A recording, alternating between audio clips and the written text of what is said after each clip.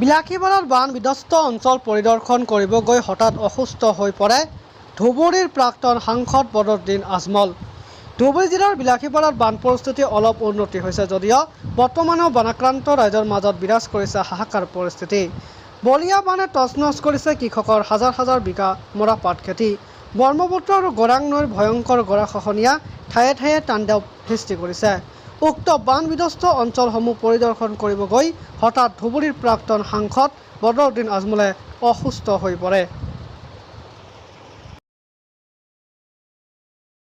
আমার একটা দুঃখের কথা, কালকেও মিডিয়াতে আমি পাইছি যে সিএম স্যারে উজনি আসামে বিভিন্ন রঞ্জিত দাস অজন্তা নিয়োগ আরো বিভিন্ন মন্ত্রী সকলের দিয়েছে, তিন দিনের টাইম দিয়েছে, ওখানে বাড়তেছে না।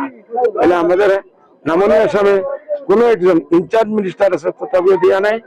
আর বাকি একটু না দেওয়ার কারণে আমার মানুষে হাহাকার করিয়াছে। একটু না ইনসাফি সিএম সাহেব করিব নালাগে।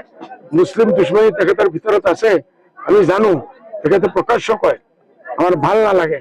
হ্যাঁ, এইটো এই বিপদের সময় এইটো কৰিব নালাগে, এইটো আমি ঘোর নিন্দা কৰি আছো।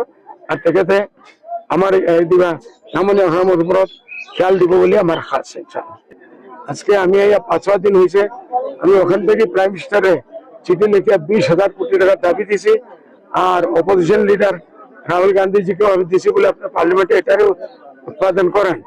আর এটা 22 তারিখ থেকে জুলাই আবার পার্লামেন্ট আরম্ভ হয়েছে। আবার আমি অপোজিশন লিডার রাহুল গান্ধীকে লিখবো বলে আপনি এটা উৎপাদন করেন। আসামের প্রাইম মিনিস্টারের চিঠি লিখছি। আমি নামার পরে বাড়ির থাকি নাই, অযোধ্যাকে আসার পরে মানুষ আরাম করে, আমি আমার আসামে নামছি। নামার পরে ওই দিনই আমি আগে থেকে অ্যাপয়েন্টমেন্ট লইয়া রাখছি সিএমের সঙ্গে গিয়া।